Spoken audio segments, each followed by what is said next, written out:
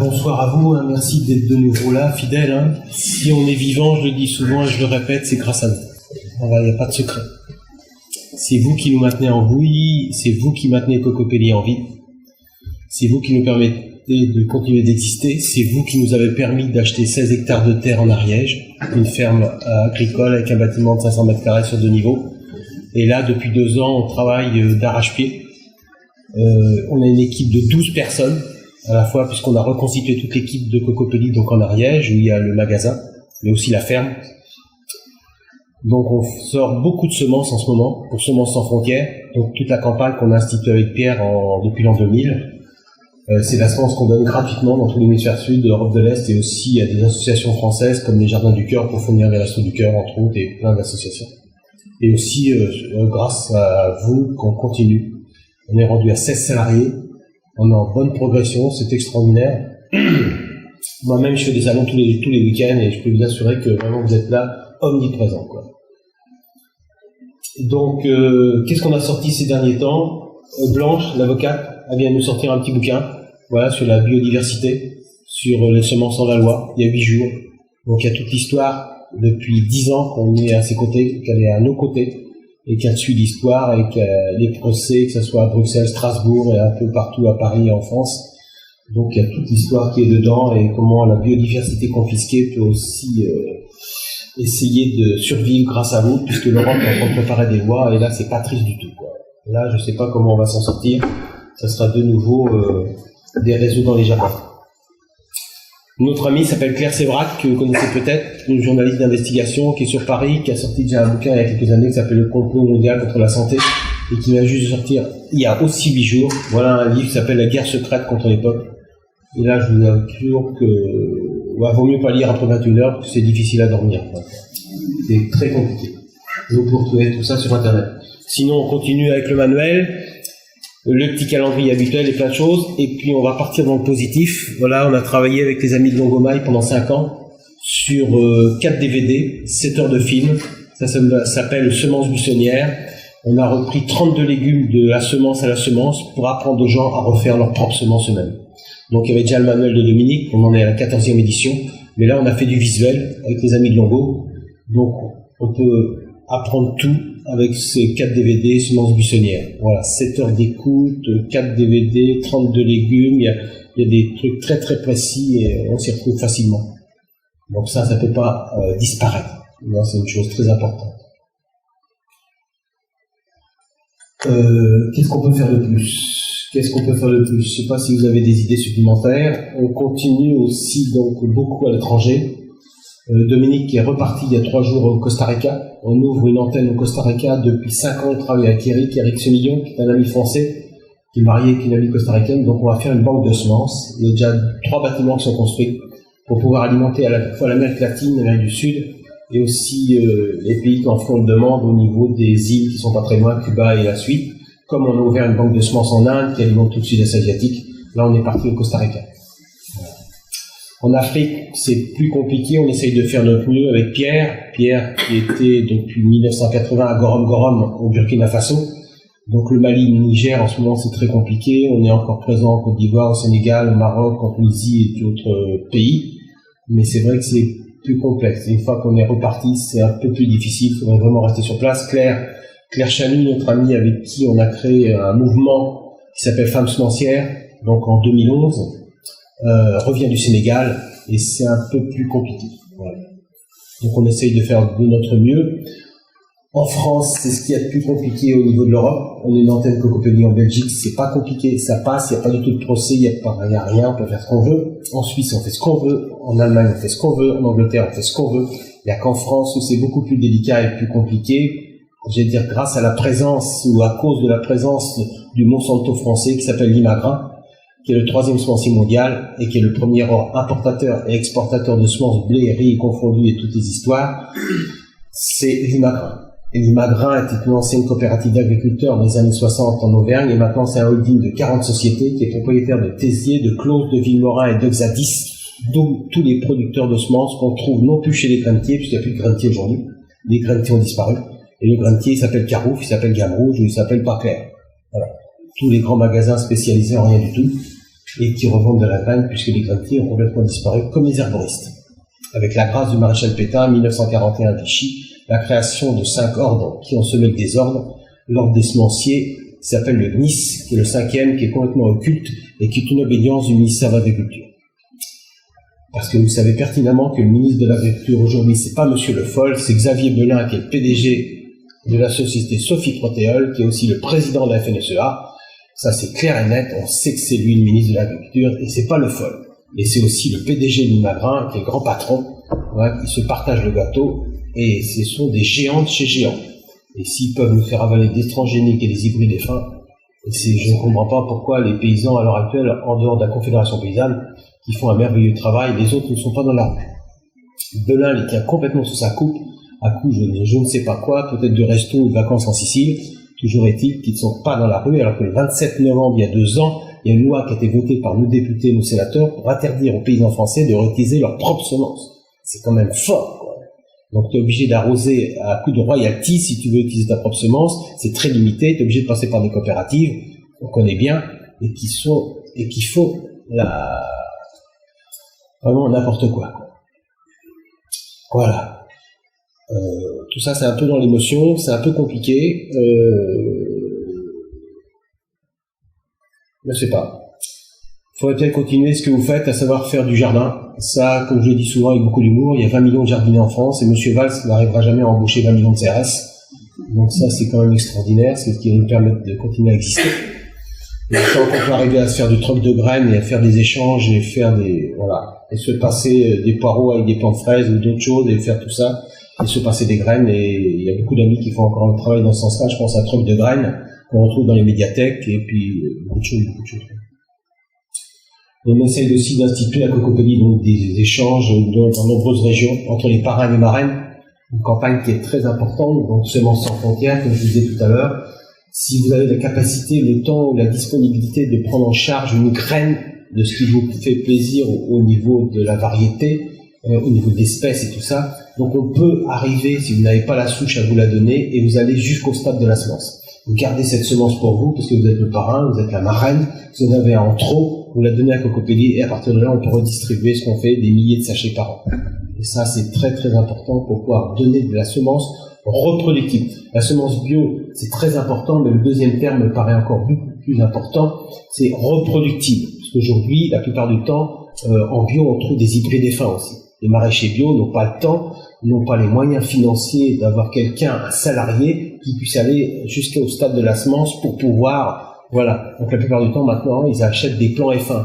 À part quelques-uns, donc il y a quand même une petite minorité qui fait sa propre semence, mais la plupart du temps, ils achètent des plants hybrides F1 bio chez le marchand de plants du coin qui arrose la région, 4-5 départements.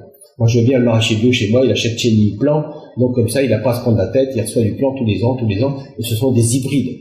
Donc, comme on trouve des hybrides F1 sur beaucoup de catalogues en bio. Donc, on fait vraiment la chasse à ça pour la Cocopelli, on est vraiment dans le reproductible, donc ce terme me paraît plus important que la compétition. Voilà, je ne sais pas si vous avez des questions, puisque vous savez tout maintenant, après avoir vu le film.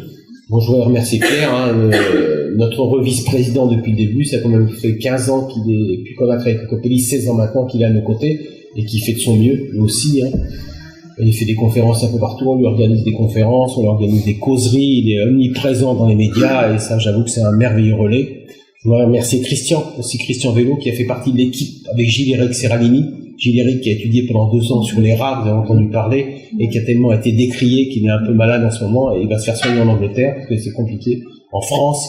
Et voilà, donc Gilles-Éric se bat encore pour essayer de faire passer les choses. Ses articles sont retirés dans les journaux spécialisés aux États-Unis, puisque c'est un nouveau directeur qui a été nommé, et c'est un ancien de chez Monsanto, quoi. Donc la boucle est bouclée. C'est pas très compliqué l'histoire. Donc Gilles-Éric continue son travail de recherche donc à la fac de Caen, dans les labos avec le CRIGEN, où il y a donc le docteur Pellou et aussi Christian. Christian, on lui a fait pratiquement fermer son labo, donc il se bat à la fac d'Orsay pour essayer de continuer son travail, et c'est un peu compliqué.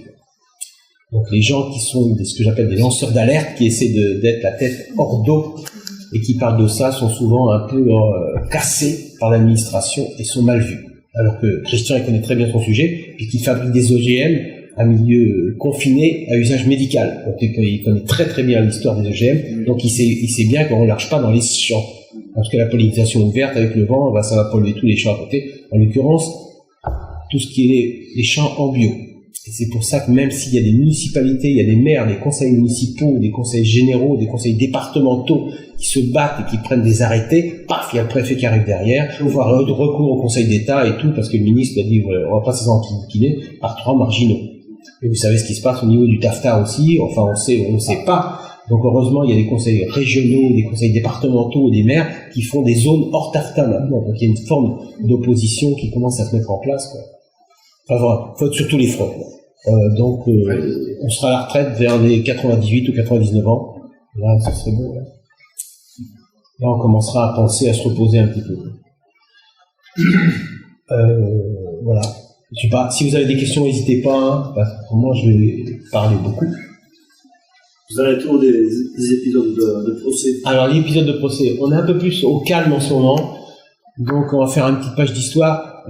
En janvier 2012, une fois qu'on ait perdu les procès à la fois en première instance et en appel, à la cour d'appel de Nancy, donc chez Beaumont, hein, parce que Beaumont nous avait envoyé les huissiers pour concurrence déloyale en 2005. Donc c'est un truc qui a traîné. Donc on a perdu en première instance à Nancy, donc c'est le fief à Beaumont. On a perdu en appel 3 ans après, de nouveau à Nancy, chez Beaumont. Donc on n'arrivait pas à faire avancer les choses. Donc à un moment on s'est dit avec Blanche, on va saisir la Cour de justice de l'Union européenne. Donc on va demander à l'Europe de prendre position.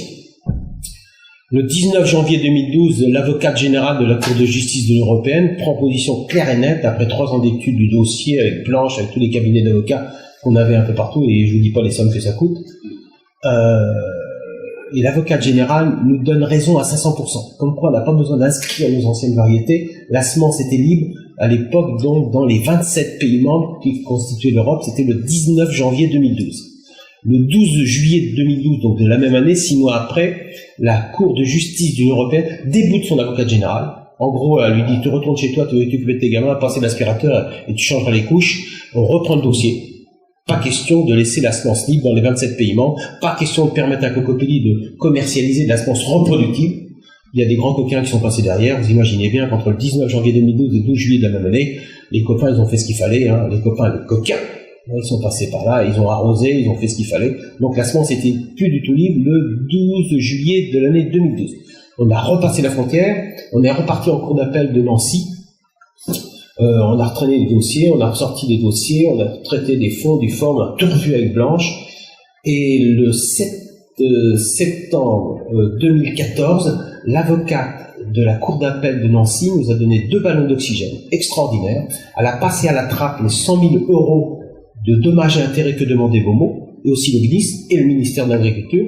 Et aussi, elle a passé à la trappe une chose qui est très très importante, en fait, ce que demandait Beaumont et toutes les administrations précédentes, la dissolution de l'association. Donc arrêt d'association, les 16 salariés au Pôle emploi, terminé chômage. Donc ces 2 ballons d'oxygène ont été donnés par l'avocate, encore une femme, qui nous a sauvés, donc l'avocate de la cour d'appel de Nancy. Voilà. Depuis, c'est un statu quo général. On est toujours dans l'illégalité. On n'a toujours pas le droit de commercialiser des semences issues de l'agriculture biologique reproductive telles qu'on les a à Cocopelli parce qu'elles sont non répertoriées sur un catalogue qui n'est pas officiel du tout. C'est un catalogue qui est fait par les grands coquins. Donc Limagrin, Tézier, Claude Villemorin et Zadis, c'est tous les grands coquins français. Et à partir de ça, on est toujours dans cette illégalité, mais on a 2 ballons d'oxygène. Donc depuis septembre 2014, on respire. Donc on n'entend plus rien. Les contrôleurs viennent pour nous enquiquiner. Voilà. Parce que y a un contrôleur français qui est très connu qui s'appelle Ecocert, ce que j'appelle une mafia. Voilà. Donc Ecocert a la possibilité, la capacité de contrôler tous les produits bio ou pas loin de très bio sur la planète entière. Mais un contrôleur étranger ne peut pas venir contrôler en France. Donc ils ont cloisonné tout, ils ont tout. Donc on avait marre d'Ecocert, donc on n'est plus chez Ecocert depuis pratiquement 10 ans. On est parti sur un petit contrôleur extraordinaire qui s'appelle Ulaz, qui était dans la Drôme. Ce petit contrôleur a été racheté par un gros truc qui s'appelle Qualité France. Qualité France, c'est le Bureau Veritas. Bureau Veritas, c'est celui qui contrôle le béton. Vous imaginez bien que France Bio, ça y passe au-dessus, quoi. Donc il y a 2 grosses structures en France qui sont sous la houlette du ministère de l'Agriculture, c'est Ecocert, la mafia, et l'autre mafia, c'est Qualité France. Donc on est contrôlé par Qualité France, le contrôleur est encore il y a 8 jours à la maison. Il y a des semences qu'on ne trouve pas en France, qui sont des semences bio qui viennent des États-Unis ou de Dominique habitent, et on fait des transfuges régulièrement dans l'illégalité totale, à coups de sac et à coups de jonglerie dans les aéroports. Donc on est incapable de trouver la semence de carotte de Guérande en France. On la retrouve aux États-Unis. Voilà. Donc pour l'instant, on ramène de la carotte de Guérande pour refiler à nos producteurs, pour réintroduire la carotte de Guérande en France. Donc toujours est-il que EcoCert a fait un blocus général. Donc pour l'instant, on est en train de se battre avec Qualité France, notre contrôleur. On essaie de voir comment on peut faire mieux. Donc pour l'instant, on est encore sur le fil de rasoir. Voilà. Par rapport non seulement à des potagères, mais aussi au niveau des fleurs. Voilà. Donc on est enquiquiné encore par les contrôleurs, voilà, qui font du zèle. Parce que là-haut, on leur dit de faire du zèle.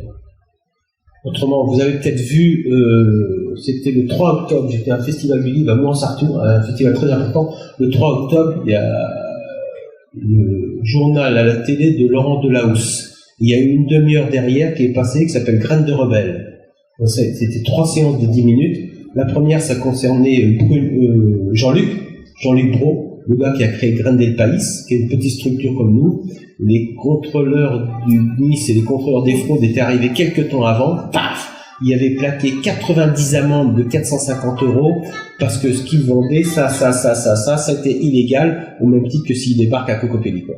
Donc là, on est dans une situation, à Cocopelli, je dis pas qu'on est intouchable, on fait pas partie de la case des intouchables comme chez, voilà, mais grâce à vous, il y avait quand même pas loin de 9000 adhérents à la fin 2014, donc les renseignements généraux, ils savent qu'on est 9000 adhérents, ils savent qu'on est là, ils savent tout ça. Donc, il n'y a pas de problème. Donc, c'est grâce à vous, il y a ce petit rapport de force qui existe entre l'administration et nous. C'est vous qui maintenez ce rapport de force, quoi. Jean-Luc, il n'a pas d'adhérents. Donc, ça veut dire qu'ils ont été chez lui, on va en kikiner un autre. Donc, ils ont plaqué 90 amendes de 450 €. Donc, on a avec l'addition des frais de déplacement, une gasoil, ça faisait 45 000 €. Alors j'ai vu Jean-Luc il y a 3 jours encore, il y a 8 jours, il était à Saint-Jean-du-Gard, on était à une fête des plantes. Pour l'instant, il le laisse au calme, parce que la télé a fait baisser la pression, quoi. Parce que derrière le film de Delahousse, ça fait un gros bazar, quoi. Donc, puis après il y a eu le Cocopelli pendant 10 minutes, puis après il y a un autre garçon que vous connaissez peut-être, qui est dans l'Aude, qui s'appelle Roland, qui est paysan boulanger, et qui sur 350 hectares de blé, ancienne variété boulangère, et des blés à prix haut extraordinaire, et qui fait sa farine avec un moulin à strier, un moulin de pierre, qui fait son pain et tout ça. Donc pendant une demi-heure, la Delahousse, il a mis le paquet. Donc ça fait des sortes de petites pressions. Les médias, quand ils sont là pour nous aider, ça c'est extraordinaire. Donc Jean-Luc m'a dit il y a 8 jours, il n'a pas de nouvelles pour l'instant, mais il y a toujours, tu sais, les clés de Damoclès et tout le truc est prêt à tomber. Enfin, on sera là, on s'en occupera, et puis Blanche est en plongée dans le dossier encore, donc on regarde ça de près. Et puis je sais pas si vous vous rappelez, quelques temps avant, c'était au journal de Pujadas. C'était un mois et demi avant, Pujadas qui a passé un quart d'heure sur un garçon, un copain avec qui on bosse depuis 25 ans, qui s'appelle Pascal Pout, qui est à l'Oder, la tomate sans eau. Tu vois, donc depuis 2 mois sur le stand, il y a plein de gens qui viennent, vous n'aurez pas des graines de tomates sans eau. Bah, je veux bien, mais toutes les tomates, c'est sans eau, à la limite. C'est juste une question de technique, après. Pascal, ça fait 25 ans qu'il bosse la technique, donc on fait pas n'importe quoi quand on le repiquage, on met de la paille bio à droite et à gauche du pied, 25 cm et tout, tu laisses buissonnant, tu n'ôtes pas les gourmands, tu ne tailles pas, il y a toute une technique. Non. Et lui, il est passé pendant 10 minutes, un quart d'heure derrière le journal de Pujadas, ça a été positif, ils n'ont pas ramassé, ils n'ont pas cassé, c'était extraordinaire, que dans le positif, donc les gens, ils reçoivent ça d'une manière positive, et ça c'est bien. Donc ça fait du bien, ça c'est extraordinaire. Donc si les médias commencent à atteindre, ce qui fait que ça entretient ce rapport de force encore. Ça. Et là, ils ne sont pas trop bougés, parce que quand ils commencent à voir des TF1, des Antenne 2 alors nous on a un blocage là, au mois de mars l'année dernière, bon cette année on est encore en 2015, une amie qui est journaliste à TF1 qui s'appelle Juliette Duquesne, sa rédac chef, elle vient, elle dit tu vas aller faire un reportage sur Cocopelli. Donc elle vient me voir, on discute pendant 2 heures au salon Vivre Autrement à Paris, le Marjolaine de Printemps. Je lui dis ma grande sœur, faut que tu viennes avec des caméras, des preneurs de son et tu descends à Cocopelli. Elle est venue 8 jours après, ils sont restés 2 jours, on a fait l'enregistrement, on a fait ce qu'il fallait à fond les manettes, mais pour l'instant c'est toujours pas passé. Parce que là c'est bloqué. Alors je l'ai vu il y a 8 jours à Paris encore, je dis qu'est-ce qui se passe? Elle me dit je comprends pas, j'ai fait des choses des fois plus fortes, c'est la financiarisation et tout le travail, je comprends pas. Alors, elle me dit ça doit être bloqué. Le GNIS a dû téléphoner au Dirlo et dire pour l'instant, il y a un gros coup qui passait sur TF1, après 20h, là, ça ferait, ça ferait du random dans les chaudières. Donc là, ils osent pas encore, quoi. Enfin, on verra bien. Autrement, les médias, j'allais dire, ça aide bien, hein, ça, j'avoue que ça, vraiment, ça donne de l'oxygène, les médias parlent, écrivent, et on est souvent dans les radios et tout. Voilà, donc les procès, pour l'instant, statu quo. Puis je pense qu'en ce moment, ils ont d'autres chats à fouetter, quoi. Oui. Ils ne fouettent pas bien, d'ailleurs. Non, c'est dommage pour le chat, le chat, il n'a pas à être fouetté. Il y en a d'autres qui mériteraient d'être fouettés. Des politiques, en l'occurrence. Pas les chats, mais les politiques. Voilà. Autrement, voilà. Donc, répétez doucement les noms des grands coquins français. les grands coquins français, tu sais, en 1960, il y a une coopérative agricole qui a été formée par des agriculteurs qui s'appelle Limagrin, qui est dans la plaine de la Limagne. Tu vois, Ecpers, Gannat, Rion, tu vois, un peu avant Clermont-Ferrand. Entre Clermont-Ferrand, Saint-Pourçain-sur-Sioule, le sud des départements de l'Allier, tout ça et tout ça. Il y a une Limagne, une plaine très fertile, Limagrin, coopérative d'agriculteurs. Depuis, donc ça c'était les années 60, donc tu vois, ça fait 55 ans maintenant, et maintenant c'est un holding de 40 sociétés, dont les Pain-Jacquet, tout ça. Donc il y a Tézier, il y a Close, il y a Villemorin, et il y a Oxadis. Donc les 4 de la semence en chimie, qui font que des hybrides fins la plupart du temps, que tu retrouves chez Carouf, chez Paclair, chez Gamero, chez qui tu veux, les grands coquins, c'est eux, voilà. Ils vendent la plupart du temps. Leur objectif, c'est eux qui ont fait le catalogue, c'est eux qui ont imposé le catalogue au GNIS, le GNIS, obédience du ministère de l'Agriculture, donc c'est ce catalogue-là qui n'est rien d'officiel, mais qu'ils ont officialisé entre eux. C'est ce que j'appelle de l'autoproclamation. Et c'est vraiment eux qui gouvernent et qui font ce qu'ils veulent, quoi. Alors, nous, pour les potagères, ça représente des petites quantités parce que, naturellement, mais il faut pareil pour le blé, les seigles, les orges dans la famille des poacées, donc ils contrôlent tout ça. Et le blé, c'est vraiment autre chose, quoi. Et tout ce qui s'ensuit.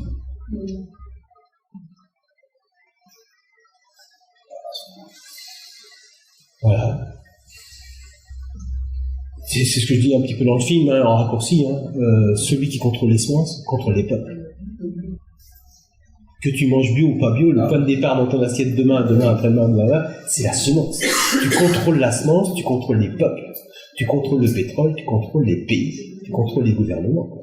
Qui gouverne aujourd'hui? C'est l'Arabie Saoudite. D'une certaine manière. Et le Ramdam qu'il faut. Et Beaumont s'en fait partie aussi. Beaumont, il est au GNIS, hein, il est copains comme cochons avec le GNIS, hein, le GNIS, groupement national interprofessionnel des semences et des plants, comme je te disais, Jean tout à l'heure, qui est créé par Pétain, quoi. Il y avait l'ordre des médecins, l'ordre des pharmaciens, l'ordre des experts comptables, l'ordre des vétos, et le 5e qui était complètement occulte, donc le GNIS, ordre des semenciers. 41, Vichy, Pétain, contrôle.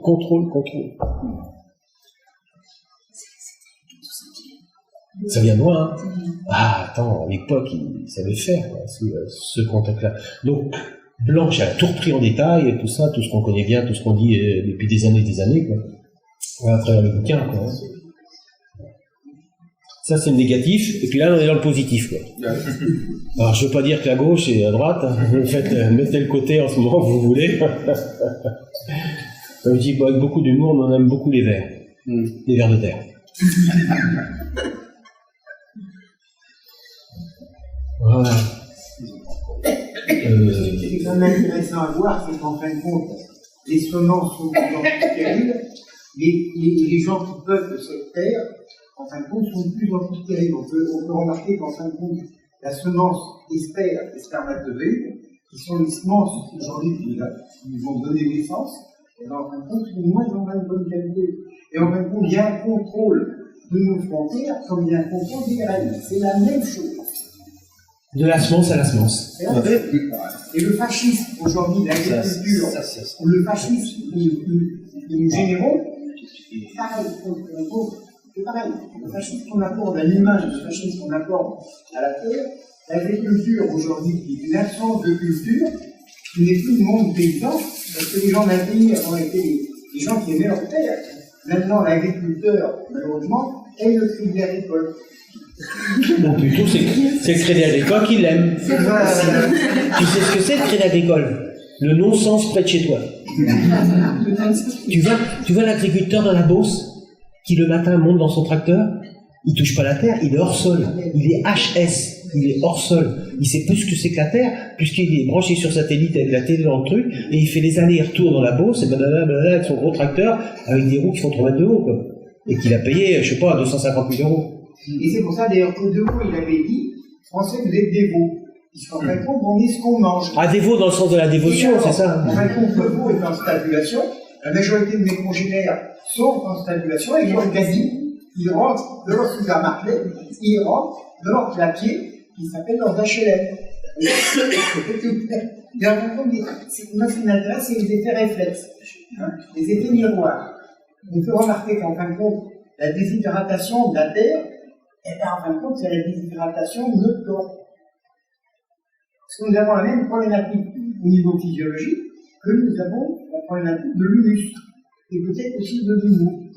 Et de l'humain, et de l'humanité. Donc, c'est ça. Vous faites l'analogie entre le corps et la planète. Exactement. C'est tout à fait ça. tu sais, et on a créé une association avec Dominique il y a 30 ans maintenant, on l'a appelée Gaïa, la Terre-Mère. On n'arrête pas de parler avec Dominique Pachamama. Quand en 2012, on a été fêter nos 20 ans de semences avec Cocopelli, et puis Terre de Semences qu'on a créé avec Dominique avant, c'était au Pérou, la vallée sacrée des Incas, quoi. Pachamama, la Terre-Mère, Gaïa, exactement.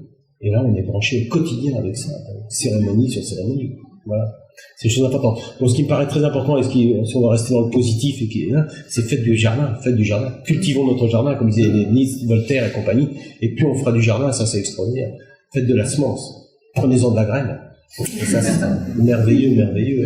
Et je voudrais dire une chose, je pense que nous avons des vaches qui ont des cornes, hein, mais nos vaches, en fin de compte, ont un gros avantage, c'est qu'elles sont beaucoup plus intelligentes et beaucoup plus libres que nous, puisqu'elles ont une connaissance de leur biologie qui est beaucoup plus avancée que nous, hein, puisque je n'ai jamais vu un veau s'approcher d'une femme allaitante pour lui demander un litre de lait, ce qui tendrait à prouver que le veau a plus d'odorat que mes congénères. Et la vache, sans carnet de chèque et sans carte bancaire, a la liberté de se nourrir. Tandis que nous, si nos carottes ne sont pas comme nos militaires, et ne poussent pas en ligne, alors les fiches, pour moi, sont capables de les reconnaître. Incapable. Il me fait penser à Claude Bourguignon dans le film avec Colin Serrault qu'on avait fait, Solution locale. Il parle de ça à un moment où il y a plus de chromosomes intelligents, je crois, dans la carotte à un moment que par rapport à l'être humain, quoi. Les scientifiques ont trouvé ça. Voilà les amis, merci beaucoup à vous. Merci Charlotte, merci à toi. Continuez bien, faites du jardin.